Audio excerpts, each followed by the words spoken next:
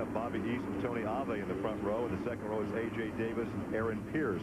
In row 3, Dave Steele and Casey Kane. And it's A.J. Fike and Mickey Jacobs. It's J.J. Yaley and Barry Reed. And 5, 6 is Tracy Hines and Teddy Beach. 7, Ryan Scott and Ron Gregory. 8 is Steve Payton and Brandon Hartzell as we go racing. 40 laps. Normally, guys, they go 30 here. More fuel needed. These cars will bottom out.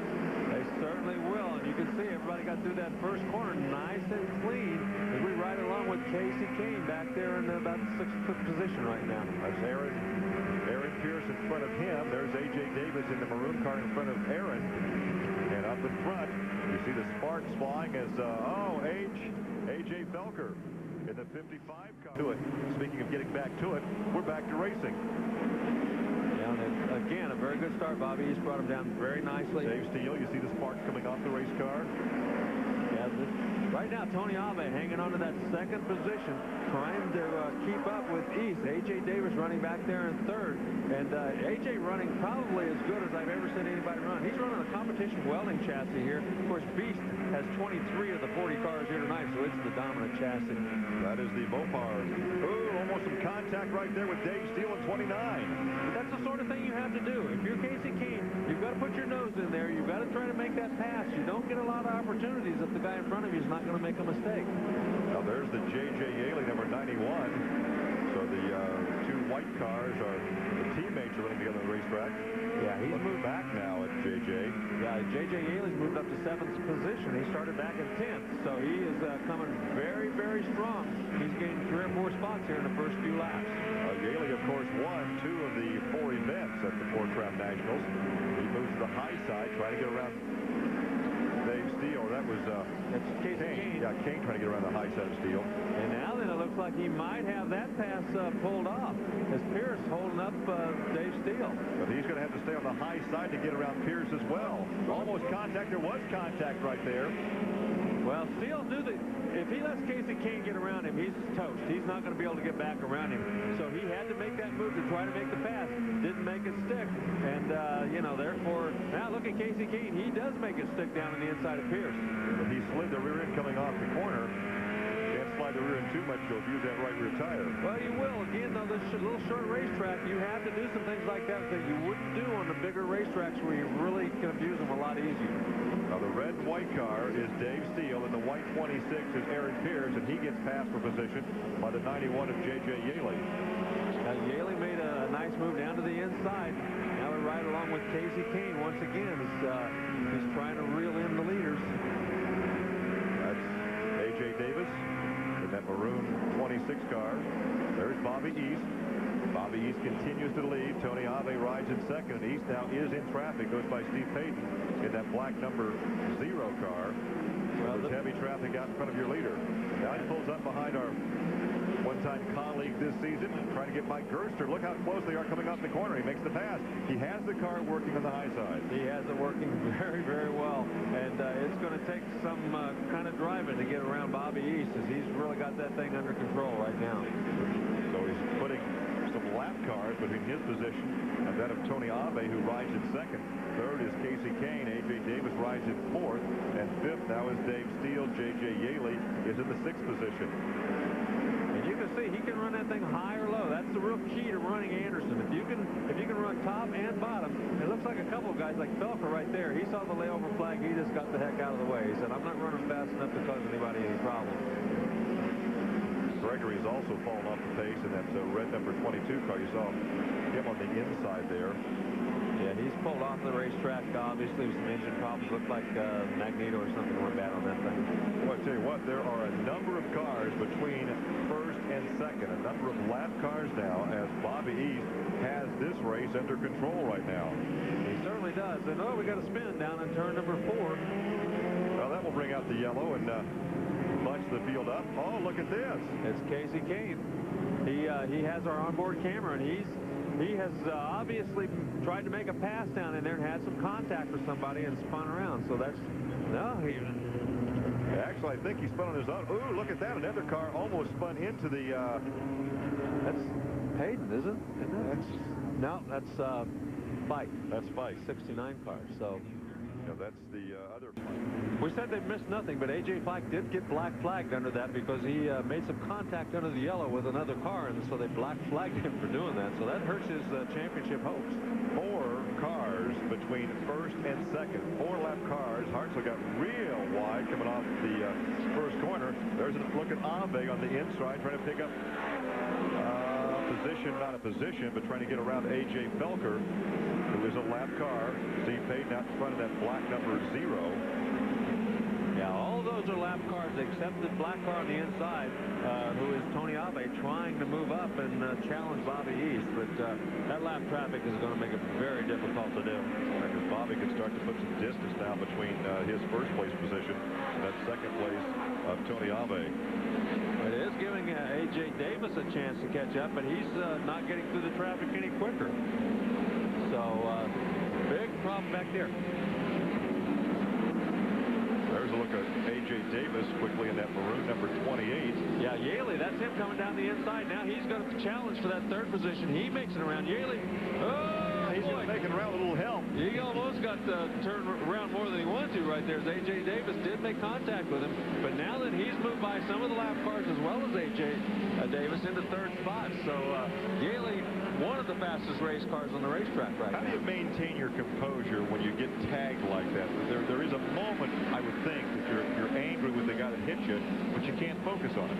Well, you just absolutely can't on a racetrack like this because it happens too many times. You're going to get tagged. You're going to tag somebody else. If you focus on it, things are going to happen like happened to A.J. Davis. He went in there and banged somebody in the yellow. Now that he's watching the race, and he's going to finish way down the line. Dave Steele and A.J. Davis having a great battle for the 4th position. That's Steele in the Mopar number 29. A.J. Davis in the maroon number 28.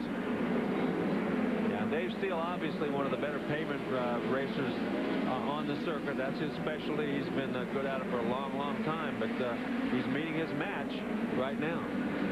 Well, there's a look at Bobby East, and he is going after his second victory of the year, 16th in the points. And actually, he was not running for Rookie of the Year, but I'm not sure how many races he can run, but he looks like a stout challenger for that title. Well, he's obviously run too many races that he has to be considered a rookie this year. He can't be considered next year. But he really didn't run a lot of races, not nearly as many as most of these guys did. Well, the 16th the point standings coming in. We told you he won up there at Cherville.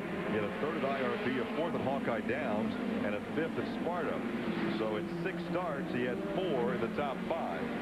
Look at Yaley. He's now got 2 lap cars between himself and Tony Ave. Those guys are running side by side. Yellow. Talk about somebody being frustrated. That'll frustrate you when those guys just run side by side and you can't get around them. Well, A.J. Felker comes to a stop just below our broadcast position here, entering turn 1 on the high side. And who is that pulling in? That's the 114 of Richie Jacobs. He's the other Mopar-powered car in the between the two, and Bobby was pulling away. Then Ave got around them. The yellow came out. He bunches up. Now the green flies. And let's see if Ave has anything for Bobby. It doesn't appear so. But meanwhile, back in the back, as they go through the lap traffic, Casey Kane has moved to the outside. And Brian Gerster, another yellow, has some trouble off of turn number 2. And Gerster's parked on the inside of that white line inside turn 2. I don't suppose they're in. Perhaps move up in the point standings. Tony Ave looking for his first win of the year. Ave only running sporadically because of all of his road racing commitments this season. And Tony Ave just can't get through the middle of the corner. Meanwhile, back there, Casey Kane to the outside of David Steele. Looks like he's going to make that pass work, and he's, now Steele comes back to the inside, but he's, another spin this time is Tracy Hines. Tracy has had just a great August and September, won the Pepsi Nationals up at Sun Prairie, Wisconsin, just outside Madison, which is now the new home of the National Midget Hall of Fame, of which Mr. Rice is a cars ahead of him. But is it fair for 1 or 2 guys to work through traffic and then late in the race the other guys don't have to? That's going to be an unfair advantage. It's going to be a debate that we'll probably debate forever because they. Way to go, Ray! Bring up this debate late in the race.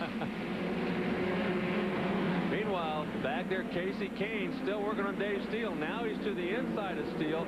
Looks like he might have that. That's Justin Overfeld, the lap car, and the orange car up in front. J.J. Yaley now moves past him, so Kane now probably moving, yeah, he just moved into 4th spot after starting dead last in that spin.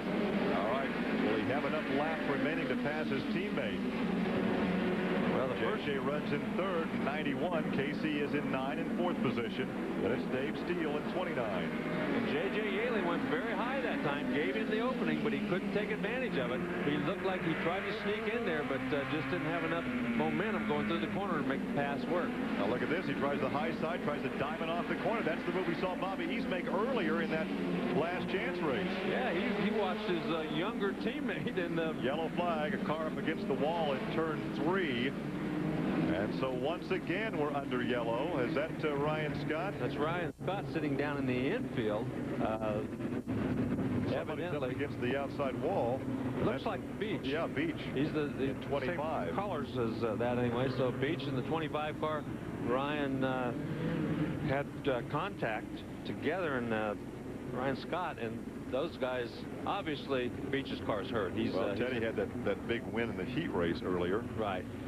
So he's going to be out of the race. They're going to have to take the wreckers out there, get that thing on the hook, and get it off the racetrack. When you said that they would fill the tanks up, what size of fuel tank on the Midgets? These are only about 25-gallon tanks, so they don't hold a lot of fuel. Well, we still have some 5 laps to go, so we'll clear the racetrack and come back for the final 5 laps here at Anderson.